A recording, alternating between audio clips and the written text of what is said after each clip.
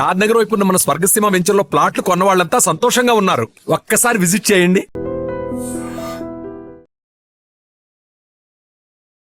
విశాఖ జిల్లాలో దారుణమైన ఘటన. రామా టాకీస్లో ఉన్న సీ ట్రీ హోటల్లో రూమ్ నెంబర్ 313లో ఒక మృతదేహం తీవ్ర కలకలం రేపింది.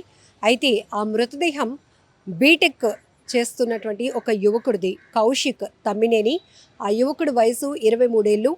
బీటెక్ పూర్తి చేసినప్పటికీ కూడా, అంటే బీటెక్లో కొన్ని బ్యాక్లాగ్స్ ఉన్నాయి, అలాగనే తనకి అనుకున్నట్టుగా జాబ్ రాలేదు అనే ఒక తీవ్రమైన ఒత్తిడి, స్ట్రెస్లో ఉన్నటువంటి ఆ యువకుడు ఫ్యామిలీకి నేను ఫ్రెండ్స్తో కాస్త రిలాక్స్ అయ్యి వస్తాను అని చెప్పి ఈ హోటల్లో ఈ నెల 10వ తేదీన చెక్ ఇన్ అయ్యాడు. అక్కడి నుంచి 10వ తేదీ నుంచి కంటిన్యూస్గా అదే హోటల్ రూమ్లో అబ్బాయి స్టే చేస్తున్నాడు.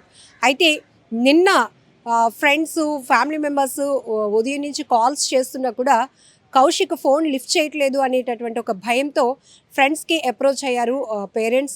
ఆ తర్వాత ఫ్రెండ్స్ కూడా ఆ హోటల్కి వెళ్ళి మా ఫ్రెండ్ ఫోన్ లిఫ్ట్ చేయట్లేదు, ఆ రూమ్కి మమ్మల్ని పంపండి అంటే, అయ్యా ఈ వేలో మేమైతే పంపించలేం, మీరు ఏదైనా ఒకవేళ డౌట్ అయితే కనుక పోలీసుల్ని అప్రోచ్ అవ్వండి, వాళ్ళ ద్వారా మేము చేస్తాము, ఈలోపు మేము కూడా చెక్ చేస్తామని ఆ హోటల్ సిబ్బంది చెప్పడం జరిగింది. అయితే ఇమీడియట్గా 3 టౌన్ పోలీసులు స్నేహితులు ఎవరైతే ఇచ్చినటువంటి కంప్లైంట్ బేస్ చేసుకొని సీ ట్రీ హోటల్లో ఈ అబ్బాయి 313 రూమ్లో స్టే చేస్తున్నటువంటి రూమ్కి వెళ్ళి ఆ డోర్స్ లాక్ చేస్తే ఎంతకీ తీయకపోయేటప్పటికీ ఒక్కసారిగా లోపల పగలగొట్టి లోపలికి వెళ్ళి చూసేటప్పటికి ఆ అబ్బాయి చనిపోయి ఉన్నాడు. అయితే పాయిజన్ తీసుకున్నాడు అని పోలీసులు ప్రాథమికంగా అయితే ఒక నిర్ధారణకు వచ్చారు. అక్కడ ఒక సూసైడ్ నోట్ కూడా పోలీసులు గుర్తించడం జరిగింది. అందులో తన పెయిన్, తన స్ట్రెస్ ఏంటి, తను ఎందుకు ఆత్మహత్య చేసుకోవాలి అనుకుంటున్నాడు, ఇవన్నీ కూడా కారణాలు రాస్తూ చెప్పాడు. సో అయితే ఈ ఫ్యామిలీ, ఈ తమ్మినేని కౌశిక్ కుటుంబం విశాఖపట్నంలోనే ఉంటుంది. గత 10 రోజుల క్రితమే వాళ్ళు కాకినాడకు షిఫ్ట్ అవ్వడం జరిగింది. అయితే కొద్ది రోజుల పాటు ఫ్రెండ్స్తో నేను ఇక్కడ స్టే చేసి వచ్చేస్తాను అని ఆ పేరెంట్స్కి చెప్పడంతో వాళ్ళు కాకినాడ వెళ్ళిపోయారు. కానీ ఈ అబ్బాయి ఈ హోటల్లో మాత్రం 10 రోజులుగా తను స్టే చేస్తున్నాడు. ఎందుకంటే హోటల్ మేనేజ్మెంట్ రిసెప్షన్లో ఉన్నటువంటి చెక్ ఇన్ డీటెయిల్స్ చూస్తే కనుక ఈ నెల 10వ తేదీన మధ్యాహ్నం 1:40 ప్రాంతంలో అబ్బాయి రూమ్ తీసుకోవడం జరిగింది. అయితే ఈ రోజుకి 9 రోజులు గడుస్తోంది. నిన్నటి నుంచి కూడా కంటిన్యూస్గా ఫ్యామిలీ మెంబర్స్ కానీ ఫ్రెండ్స్ కానీ ఫోన్ చేస్తున్న అబ్బాయి లిఫ్ట్ చేయటం లేదు. ఒక్కసారిగా వాళ్ళకి డౌట్ రావడంతో పోలీసులకు కంప్లైంట్ ఇస్తే పోలీసులు వెళ్ళి చూసేటప్పటికి అబ్బాయి అప్పటికే చనిపోయి ఉన్నాడు, పాయిజన్ తీసుకున్నట్టుగా కూడా పోలీసులు నిర్ధారించారు. ఏది ఏమైనా చాలా బాధాకరమైన విషయం. ఇప్పటికే తనకి జాబ్ రాకపోతే ఇంకొకటి ఏదైనా ట్రై చేయాలి. ప్రతి ఒక్కరికి జాబ్ రాలేదనే ఒక కారణంతో అర్ధాంతరంగా బలవన్మరణానికి పాల్పడాలి అనుకుంటే ఇంక ప్రపంచంలో ఎవరు మిగలరేమో. ఈ మధ్య కాలంలో ఇంత చదువులు చదువుకొని కూడా ఎందుకు అసలు సొసైటీలో ఉన్నటువంటి పరిస్థితుల్ని అంచనా వేయలేకపోతున్నారు? ఈ ఒకటి ఫెయిల్ అయితే ఇంకొకటి సక్సెస్ వైపు వెళ్ళటానికి ఎందుకు ఇంకొక స్టెప్ తీసుకోలేకపోతున్నారు? ఎందుకు వాళ్ళని వాళ్ళు స్ట్రాంగ్గా చేసుకోలేకపోతున్నారు అనేది కూడా ఇక్కడ మనం మాట్లాడుకోవాల్సినటువంటి విషయం. ఒక్కసారి ఇలా బలవన్మరణానికి పాల్పడే ముందు నేను లేకపోతే నా పేరెంట్స్ ఏమైపోతారు, నా తమ్ముడు ఏమైపోతాడు అని అబ్బాయి ఆలోచన చేసుంటే కూడా చాలా బాగుండు. కానీ చుట్టూ ఫ్రెండ్స్ కూడా ఉన్నారు, వాళ్ళు కూడా ధైర్యం చెప్తారు, ఇది కాకపోతే ఇంకొకటి ట్రై చేయరా, అక్కడ సక్సెస్ అవుతామేమో, మంచి జాబ్ వస్తుందేమో అని. బట్ ఎందుకు ఒక్కసారిగా డిప్రెషన్లోనికి వెళ్ళిపోతున్నారు? ప్రేమ ఫెయిల్ అవ్వడం, లవ్ ఫెయిల్యూర్ కావచ్చు, ఇలా జాబ్స్ లేదని, లేకపోతే ర్యాంక్స్ అనుకున్నట్టుగా పాస్ కాలేదని, ర్యాంక్స్ సాధించలేకపోయామని, ఇవే ప్రధానమైన కారణాలుగా, లేకపోతే బలవంతపు పెళ్లి చేస్తున్నారని, అది కొంచెం తక్కువ అనుకోండి. కానీ ఎక్కువగా ఈ లవ్ ఫెయిల్యూర్, అలాగే జాబ్స్ రాలేదు, ఉద్యోగాలు రావటం లేదనేటటువంటి ఒక ఆలోచన, అది విపరీతమైన స్ట్రెస్గా, ఒత్తిడిగా తీసుకుంటున్నారు, ఒక అవమానంగా తీసుకుంటున్నారు. సో దీనివల్ల బలవన్మరణాలకు పాల్పడాలి అనే ఒక ఆలోచనతో వెళ్తున్నటువంటి యువతకు చెప్పేది ఒకటే, మీరు లేకపోతే మీ కుటుంబానికి ఆ లోటు ఎవరు తీర్చలేరు. ఒక చోట మనం ఫెయిల్ అయినా మరొక చోట సక్సెస్ అవుతామేమో, కాస్త ఓపిక ఉండాల్సినటువంటి పరిస్థితులు ఉన్నాయి. ఇంత చదువుకుంటున్నారు, బీటెక్లు, ఎంబీబీఎస్లు ఇవన్నీ చదువుతున్నప్పుడు ఎందుకు అంత ఆలోచన శక్తి లేకుండా ఆకస్మికంగా, అనాలోచితంగా, లేకపోతే ఆ స్ట్రెస్లో సూసైడ్ చేసుకోవాలనే ఆలోచనకి ఎందుకు వెళ్తున్నారో కూడా అర్థం కావలేని పరిస్థితి. అయితే కొంతమంది అనుకోవచ్చు ఆ పెయిన్ అనుభవిస్తే తెలుస్తుంది అని. అలా అయితే ప్రతి మనిషికి ఏదో ఒక రకమైన స్ట్రెస్ ఉంటూనే ఉంటుంది.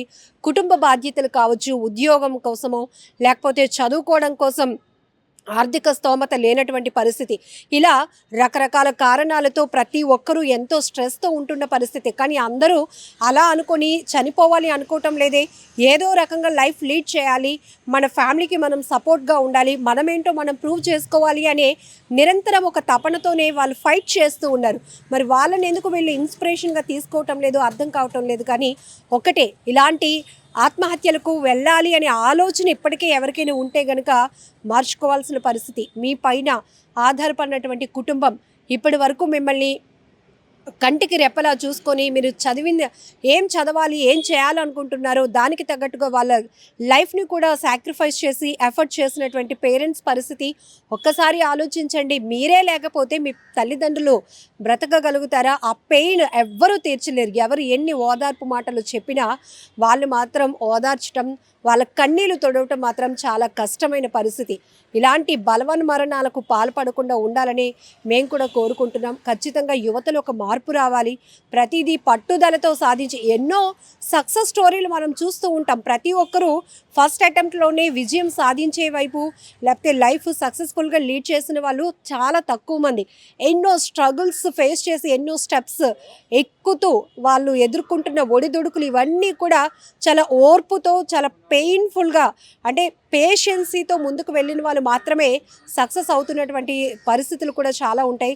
ఇలాంటి పరిస్థితులు మీరు ఉన్నప్పుడు, బాగా ఒత్తిడిగా ఉన్నప్పుడు, నేను ఎవరితో షేర్ చేసుకోలేకపోతున్నాను, పేరెంట్స్కి భారంగా ఉండకూడదు, ఫ్రెండ్స్ అందరికీ జాబ్లు వచ్చేసాయి, నేను ఒక్కనే జాబ్ లేకుండా ఉన్నాను, లేకపోతే నేను ప్రేమించిన అమ్మాయి ఇష్టపడటం లేదు, నన్ను పెద్దవాళ్ళు పెళ్ళి ఒప్పుకోవట్లేదు, ఇదంతా ఒక ఆలోచన రైటే. మీరు అనుకునేది జరగకపోతే ఇక తనువు చాలించాలి, బలవన్మరణాలకు పాల్పడాలి అనే ఆలోచన మాత్రం చాలా అనాలోచితమైనది.